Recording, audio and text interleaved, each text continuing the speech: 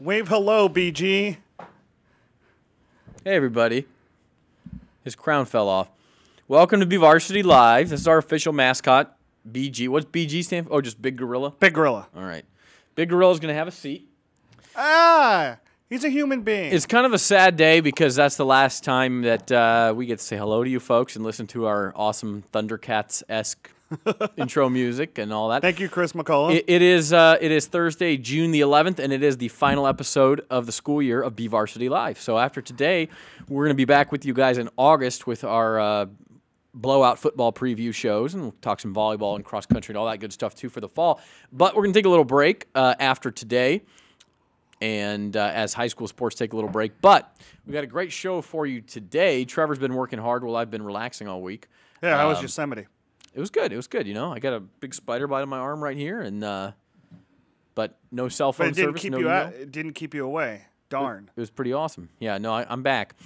So what we did, and what I managed to do from Yosemite, was send you a list of my top 10 moments. We're talking like on court, on the field from there it is. From the 2014-2015 school year. And then we also have a few great moments from the show in here. And unfortunately, some of the clips kind of got lost in cyberspace. What are you doing? Is that like a Baywatch thing? You're like... Not a clump. Okay. Out of place. All right. We found a few of the cool clips from the year. We do have, I think we have probably the two most outrageous ones. We've got, out of our top 10, I mean, we've got video for 16, No, I'm talking about the ones in the show, though. The ones from in the studio where we had the most fun. And we unfortunately we couldn't get to every moment because we couldn't find all the video. It sort of and we don't have enough time to really go over everything that happened. Yeah, I mean every week was great, honestly, especially when we had kids in here as guests and coaches, and it was always a lot of fun. But we do have a few of those moments to show you to kind of remember the year that was and look forward to next year. And what I want to do before we go, Trevor, and I'm going to spring this on you as a surprise. Let's talk football season 2015 style in the last segment before we leave to kind of whet some appetites for the 2015-2016 school year. And maybe even a little basketball, a little baseball, things that you're looking forward to next school year. Okay, yeah, I can do that. So anyway, without further delay, let's get to the first few of our top 10 moments from the year that was. This is all the way from back in August of 2014, so football, volleyball season, cross-country season, through the winter, wrestling, basketball, soccer, and the spring, baseball, softball, swimming, track and field, all that good stuff. You talk a lot. We got an hour to go, my friend. Get used to it. So, Trevor, you going first with number 10 Whatever on your list? John pops up is what we're going to go with. I think we're going with you. With Trevor's top 10, what was your number 10 moment? Well, this for me specifically because, July 28th will mark my 1 year being here at the Bakersfield, California BVarsity Live. So for me, you're welcome. It was, thanks. I appreciate that because I'd probably be flipping burgers if I didn't get this job. Nothing wrong with that. Anyway, it was amazing to be able to come in here and see the level of competition. There you see Kennedy winning the D6 football title. There's Mr. Eris Banks leading West basketball to the D3 boys championship game at Selland Arena. There you see the girls volleyball all-star game, which Stan Green put on that, and the basketball game, which I thought were really cool additions to Kern County this year. And I was very excited to see kind of that the level of competition here is great, really great. Yeah, I've got to say you really, I think, embraced the community quickly and vice versa. When was the moment you think you knew this is a good spot for me? I would say day 2. I mean, day 1, you were gone. It was your birthday. You were off gallivanting with the family. And then day 2, I was over at Centennial talking to then head coach Kevin Sneed. And I just kind of went, okay, I can get into this. This is, we kind of just got the ball rolling. And right away, it was just, I kind of felt that this was the right fit because I knew it's a preps town and I like covering preps. Yeah, this is absolutely a high school sports town. And for those who haven't had the pleasure of meeting Trevor, I say that through gritted teeth. You will, and you'll realize he is a prep sports guy through and through. So he's a good fit for us as well. Okay, my number 10 moment as we roll is that how we're gonna do this, or are we gonna do all of Trevor's first? Okay, well let's we're gonna do my top 10. all of Trevor's first then. Okay, I'm sorry. Yeah. My number 9. Competitive equity keeping McFarland cross country out of state competition. I like competitive equity in many instances because if a team is far and away better than their school, then they should move up. Geez. But there's got to be a level where you stop. I actually thought Lewis was already here, but apparently this is just not the real version. But there's got to be a moment where you go, you know what? This team is not going to be able to compete at the D1 level. Move. Do something right and just find it. And so that was my biggest thing, that after so many years, and especially in a year when McFarland USA came to the big screen, why now? Why this year? Why are we keeping them out? Yeah, and that's really something you could have picked from previous years because it's been going on for a few years, and they keep moving up and up and up. And McFarland Cross Country, the program's so great that they've... Look at those photos, the old awesome photos that we had from the late 80s. Just absolutely phenomenal. Awesome But photos. here's the problem with the competitive equity when it comes to McFarland, is that they're not really competitive. They're not in that sport, which is objective as far as the scoring goes. They're not competitive equitably in Division I. They never have in been. the section, yes. In the state, absolutely not. Yeah, right. And that's where it's unfair, and that's where it gets lost. And I think it's we say top 10, but that was a top 10 notable moment, even if it wasn't a good moment for Kern County. And it's something that the state has to continue to look at and continue to tinker with because it's really not fair to a school that size to have to compete D1 in state. And then the movie comes out this year, too, which I think was a great moment. Well, that's what I said. It was all of this combined. It's like, why is it the 1 year that they're not going, the year that all of this notoriety and much warranted publicity is coming on the program and the town itself? All right, so that's number 9. What is number 8 on Trevor Horn's list? Liberty beating BHS twice in advancing to D1 title game, something that never happened, and not the advancing to D1 in football. It's somebody beating BHS twice in the same football season.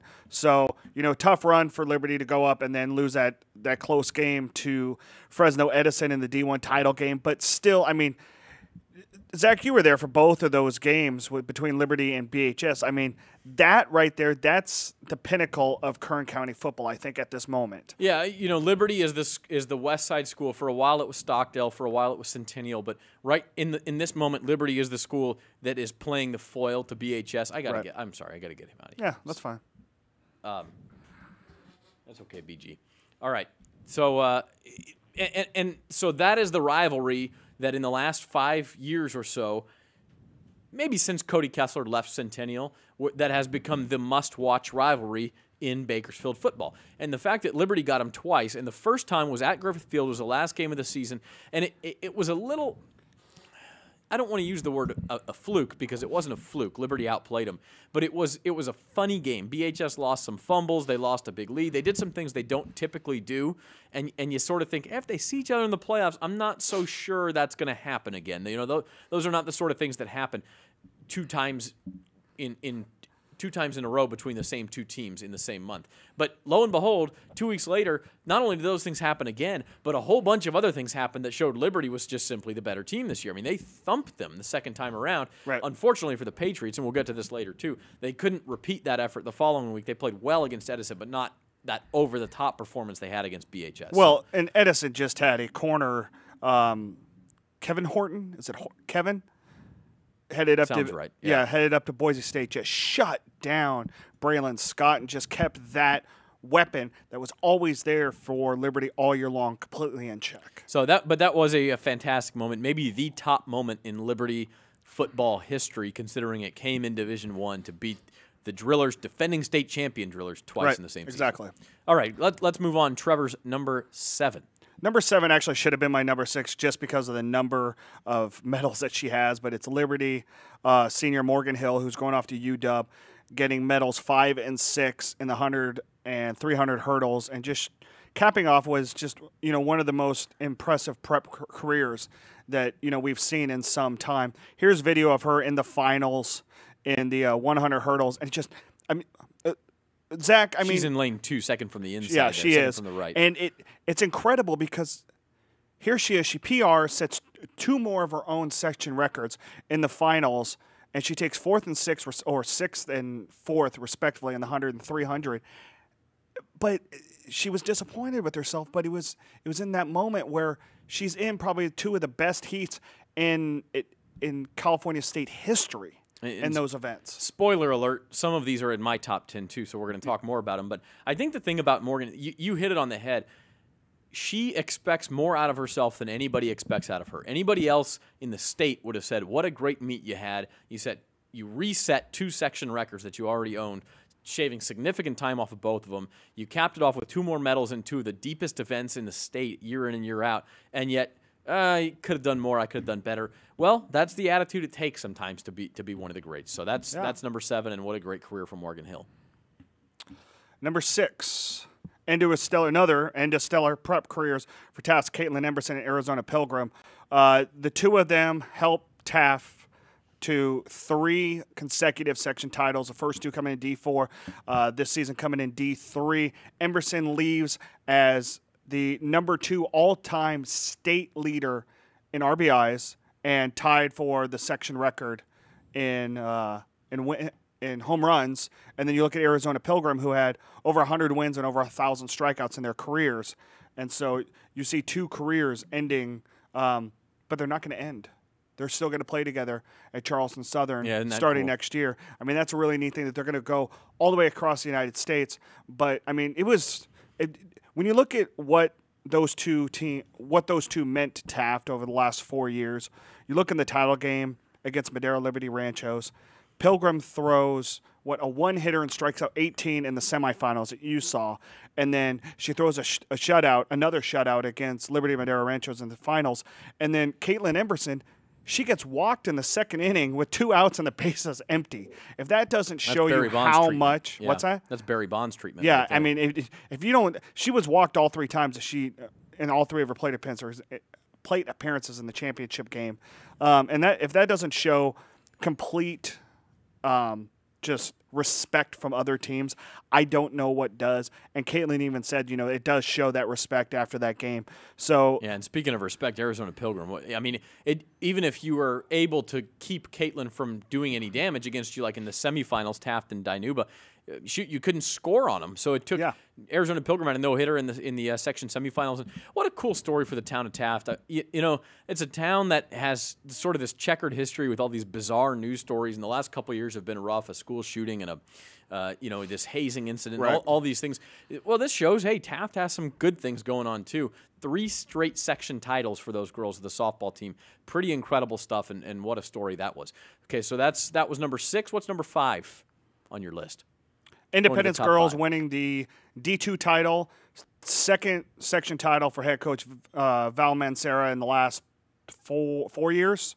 Is that right? I believe that's right. Yeah. I mean, he has really built a program down there. He really has. And they were dominant. Yeah. I mean, they didn't in Division 1, they faced Ridgeview or Centennial or somebody it was tight and they lost a couple of games, but I believe they only lost 2 games all year. And when they got into the D2 playoffs, good night. And the most impressive thing, 1 senior that had significant playing minutes for this team. So we talk about what's coming in 2015, 2016. It's this basketball team, because this basketball team, I mean, they're legit. And you look at Jasmine Dixon, I mean, this is Ebony Sanders. I mean, this is a very, very legit basketball team that could do some damage again next year. They went down to Alhambra and played very well against Mark Keppel, who was a team that I believe went to the D2 semifinals. SoCal semifinal. So they went down and they had a shot. Independence on the cusp of doing some special things. Give us one more before we go to break, Trevor. What's number 4? Sure thing. Number 4, Ridgeview, Redlands, East Valley, and the CIF SoCal D2 regional bowl game. Great thing. Ridgeview winning the D2 title over Dinuba, getting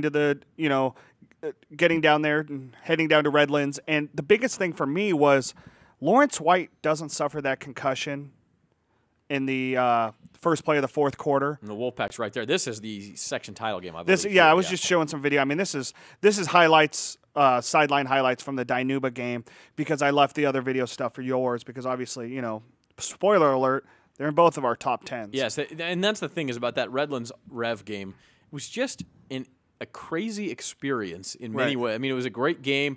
Packed house, San Bernardino County's first ever regional bowl. Lewis's weirdest encounter with fans ever, I believe, in that game. We had Pep Fernandez on for like a 3-hour preview show. Oh, that was incredible. It was exhausting. We'll talk more about that in my top 10. The worst fan experience I've Yeah, ever had. the fans were My crazy. first experience at the Hat was that day. Thank you very much, I think Louis. we went into the In-N-Out after the game, and there were still people giving us funny looks because we were from Bakersfield. It was just a strange night. Anyway, Trevor's top 3 coming up next after the break. But do we have a BVarsity Live moment queued up? No, we don't. Okay, so when we come back, we'll see our first BVarsity Live special moment from the year here in studio, too. We'll be right back on the season finale of BVarsity Live.